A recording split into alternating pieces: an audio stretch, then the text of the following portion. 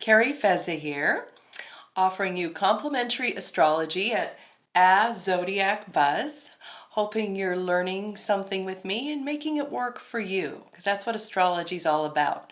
It's also really fascinating when you go study history and you apply astrology to it. That's what I want to do today. I want to take a look at the nodes. This is the North Node connected to your fate or your destiny, and this is the South Node. Where'd you go?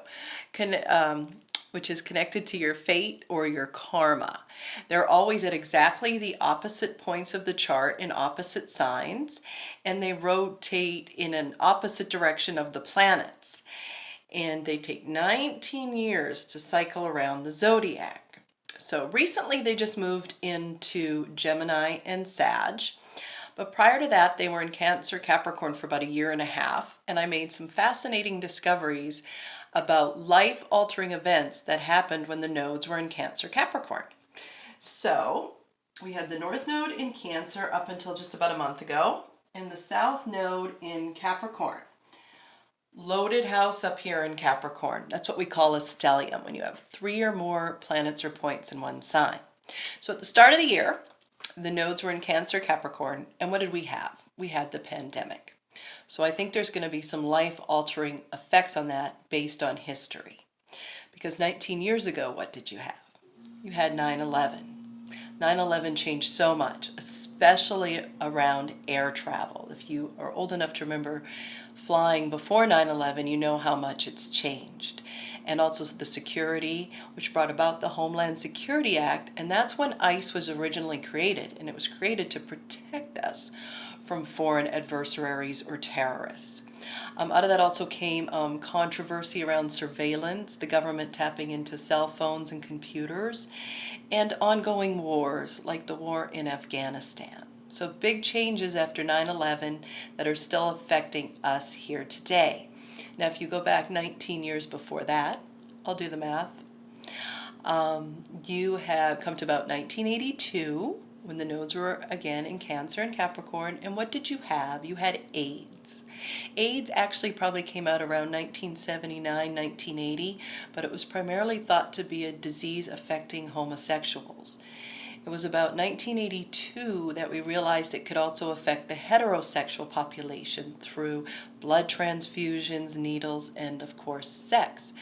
So forever changed the medical profession in dentistry and brought about safe sex and safe sex practices, putting an abrupt end to the sexual revolution that began about 19 years before that, in 1963, when again the nodes were in Cancer and Capricorn.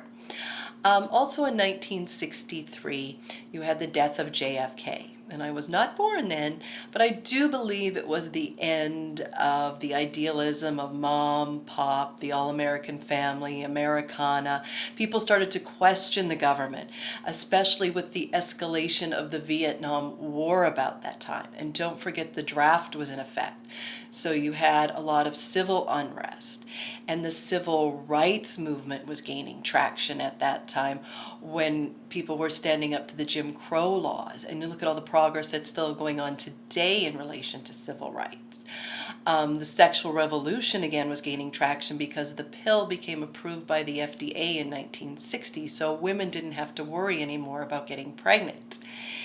And with the escalation of the war in Vietnam at that time and moving into that.